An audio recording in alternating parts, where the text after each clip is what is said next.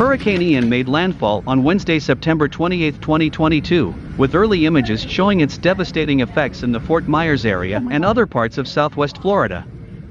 An 11 p.m. update from the National Hurricane Center brought Ian's winds down to 90 miles per hour, making it now a Category 1 hurricane. Ian made landfall in Florida with winds of 150 miles per hour, nearly as strong as Category 5. Tampa Bay conditions remain serious, with Mayor Jane Castor stressing to residents that the next 24 hours will be the most dangerous in Tampa. Nearly 485,000 blackouts have been reported in the Tampa Bay area.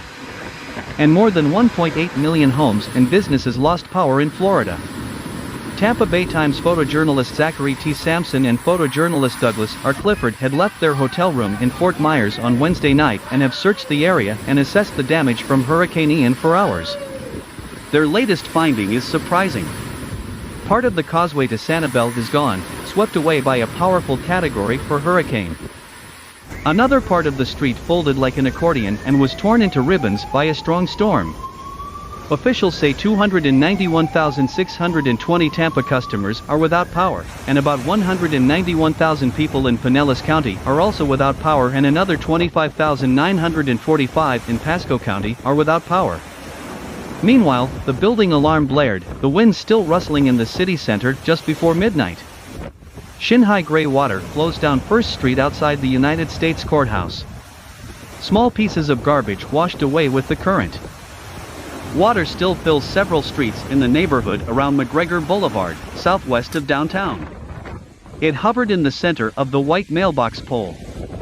Several houses glowed in complete darkness, generators humming. Chopped branches and several intact trees littered the lawn. Several pickup trucks got stuck on the road to Fort Myers Beach and Sanibel Island. One of the drivers had the boat to inspect. Mayor Ken Welch said St. Petersburg firefighters and other city employees will assess the damage from Hurricane Ian Thursday morning at first dawn. Thursday morning crews will search for fallen trees and downed power lines. The work will make it easier for Duke Energy to start restoring power. We've seen this amazing video of Ian's massive storm surge and flooding across the west coast of Florida and a lot of things being washed away. Checking the water rising outside his second-floor apartment. The boat was the last thing Fort Myers resident Gage Long thought he'd find him in the dark right on his balcony. As soon as I saw the 5-foot boat from my window, that's when it became real. Long explained that he could see the Caloosahatchee River from his balcony.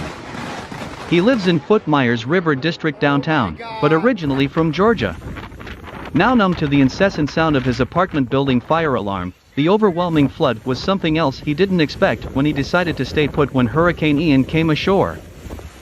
You think a lot about wind and about debris and other stuff, but this is actually the first time I've seen water this high. I've never seen it this high, and it's a bit scary, said Long. Long said the first floor of his apartment building was already submerged, along with cars on the street. Gage had no idea who owned the ship or where exactly it had drifted from. Hurricane Ian left a path of devastation in southwest Florida, with the earliest videos and images showing the streets of Fort Myers turning into rivers as water rushes in before landing. The roof of the Port Charlotte ICU was damaged and the newsroom set of a local TV outlet was flooded and forced the broadcast to end. In Port Charlotte, along Florida's Gulf Coast, storm surge flooded a hospital's lower-level emergency room even as strong winds tore through the roof of its intensive care unit, according to a doctor who worked there.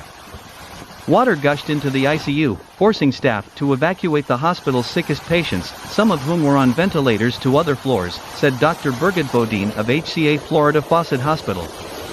The staff member used towels and plastic trash cans to try to clean up the drenched dirt.